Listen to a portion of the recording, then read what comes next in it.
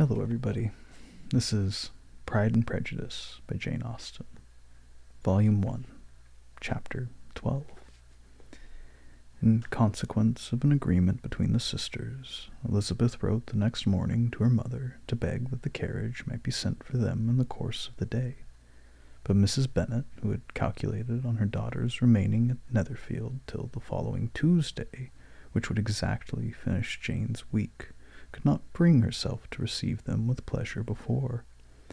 Her answer, therefore, was not propitious, and at least not to Elizabeth's wishes, for she was impatient to get home.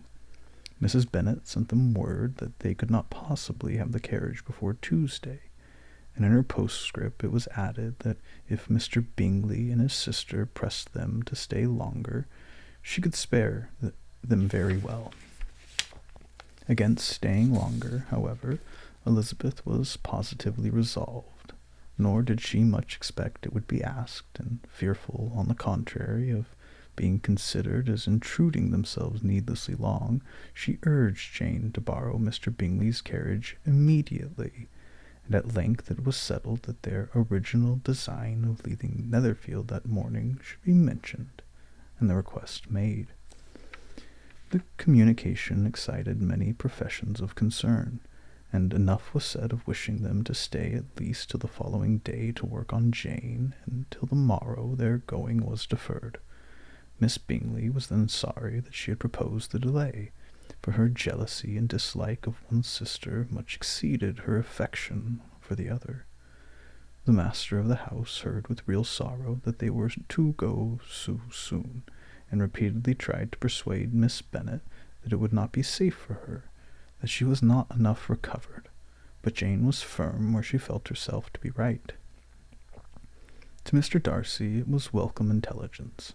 Elizabeth had been at Netherfield long enough.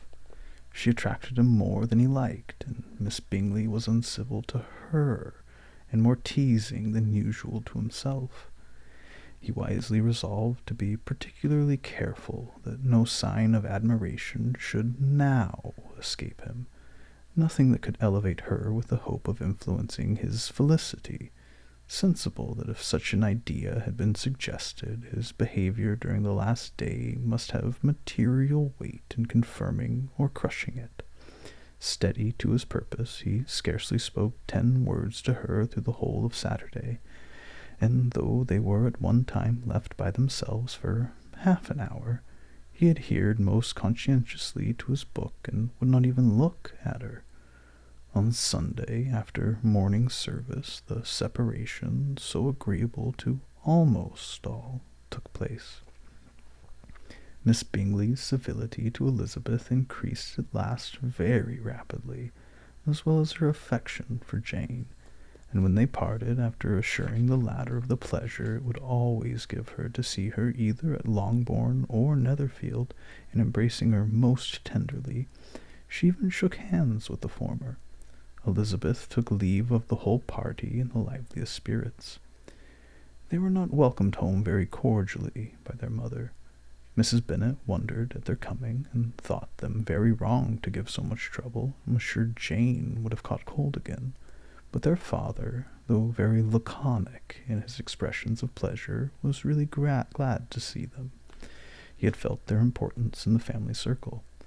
The evening conversation, when they were all assembled, had lost much of its animation, and almost all its sense, by the absence of Jane and Elizabeth. They found Mary, as usual, deep in the study of thorough base and human nature, and had some new extracts to admire, and some new observations of threadbare morality to listen to. Catherine and Lydia had information for them of a different sort. Much had been done, and much had been said in the regiment since the preceding Wednesday. Several of the officers had dined lately with their uncle.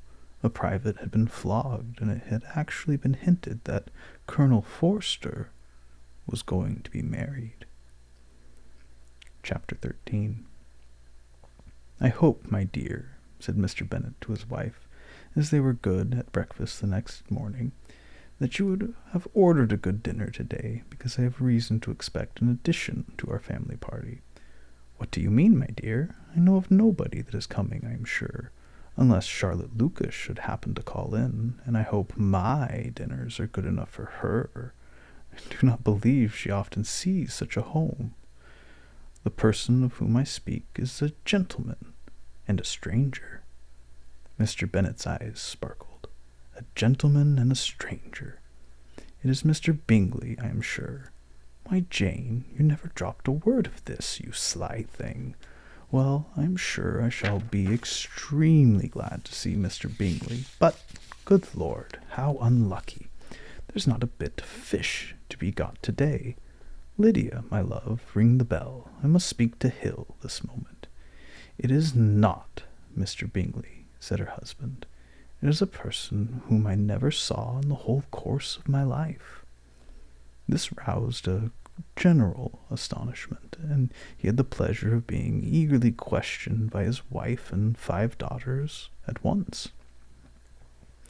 After amusing himself some time with their curiosity, he thus explained: "About a month ago I received this letter, and about a fortnight ago I answered it, for I thought it a case of some delicacy and requiring early attention. It is from my cousin, Mr. Collins, who, when I am dead, may turn you all out of this house as soon as he pleases."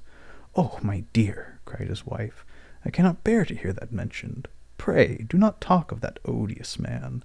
I do think it the hardest thing in the world that your estate should be entailed away from your own children, and I am sure if I had been you, I should have tried long ago to do something or other about it." Jane and Elizabeth attempted to explain to her the nature of an entail. They had often attempted it before, but it was a subject on which Mrs. Bennet was beyond the reach of reason, and she continued to rail bitterly against the cruelty of settling an estate away from a family of 5 daughters in favor of a man whom nobody cared anything about. "It certainly is a most inquisitive affair," said Mr. Bennet, "and nothing can clear Mr. Collins from the guilt of inheriting Longbourn, but if you will listen to his letter, you may perhaps be a little softened by his manner of expressing himself." "No, I'm sure I shall not, and I think it was very impertinent of him to write to you at all, and very hypocritical. I hate such false friends. Why could not he keep on quarrelling with you, as his father did before him? Why, indeed, he does seem to have some filial scruples on that head, as you will hear. Dear sir, this disagreement subsisting between yourself and my late honored father always gave me much uneasiness, and since I have had the misfortune to lose him, I have frequently wished to heal the breach. But for some time I was kept back by my own doubts, fearing lest it might seem disrespectful to his memory for me to be on good terms with anyone with whom it had always pleased him to be at variance. There, Mrs. Bennet. My mind, however, is not made up on the subject, for having received ordination at Easter, I have been so fortunate as to be distinguished by the patronage of the Right Honourable Lady Catherine de Bourgh, widow of Sir Lewis de Bourgh, whose bounty and beneficence has preferred me to the valuable rectory of this parish, where I shall be my earnest endeavour to demean myself with grateful respect towards her ladyship, and be ever ready to perform those rites and ceremonies which are instituted by the Church of England.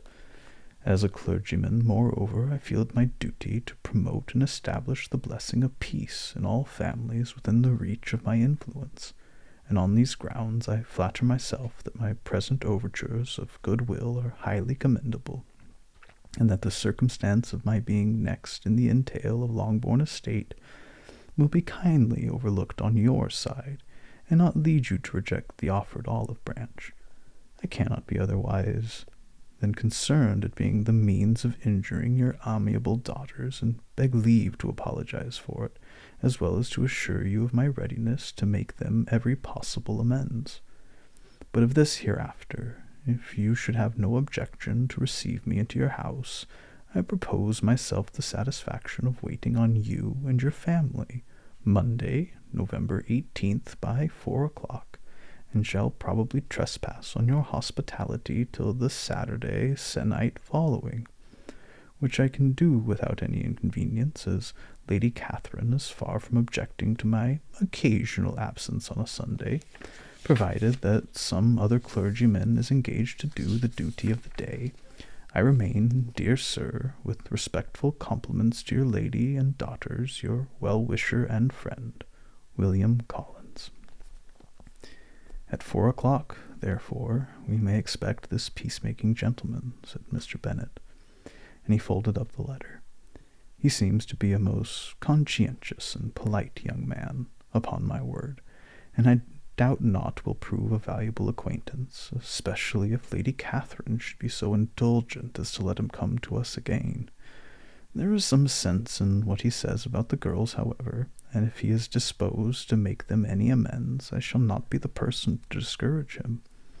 Though it is difficult, said Jane, to guess in what way he can mean to make us the atonement he thinks our due, the wish is certainly to his credit. Elizabeth was chiefly struck with his extraordinary deference for Lady Catherine, and his kind intention of christening, marrying, and burying his parishioners wherever it may be required. He must be an oddity, I think, said she. I cannot make him out. There is something very pompous in his style. And what can he mean by apologizing for being next in the entail? We cannot suppose he would help it if he could. Can he be a sensible man, sir? No, my dear, I think not. I have great hopes of finding him quite the reverse. There is a mixture of servility and self-importance in his letter which promises well. I am impatient to see him. In point of composition, said Mary, his letter does not seem defective. The idea of the olive branch, perhaps, is not wholly new, yet I think it is well expressed. To Catherine and Lydia, neither the letter nor its writer were in any degree interesting. It was next to impossible that their cousin should come in a scarlet coat, and it was now some weeks since they had received pleasure from the society of a man in any other color. As for their mother, Mr. Collins's letter had done away with much of her ill will, and she was preparing to see him with a degree of composure which astonished her husband and daughters. Mr. Collins was punctual to his time, and was received with great politeness by the whole family. Mr. Bennet indeed said little, but the ladies were ready enough to talk, and Mr. Collins seemed neither in need of encouragement nor inclined to be silent himself. He was a tall, heavy-looking young man of 25. His air was grave and stately, and his manners were very formal. He had not been long seated before he complimented Mrs. Bennet on having so fine a family of daughters, said he had heard much of their beauty, but that in this instance fame had fallen short of the truth, and added that he did not doubt her seeing them all in due time well disposed of in marriage. This gallantry was not much to the taste of some of his hearers, but Mrs. Bennet, who quarrelled with no compliments, answered most readily. You are very kind, sir, I am sure, and I wish with all my heart it may prove so, for else they will be destitute enough. Things are settled so oddly. You allude perhaps to the entail of this estate? Ah, sir, I do indeed. It is a grievous affair to my poor girls, you must confess. Not that I mean to find fault with you, for such things I know are all chance in this world. There is no knowing how estates will go when once they come to be entailed. I am very sensible, madam, of the hardship of my fair cousins, and could say much on the subject, but that I am cautious of appearing forward and precipitate. But I can assure the young ladies that I come prepared to admire them.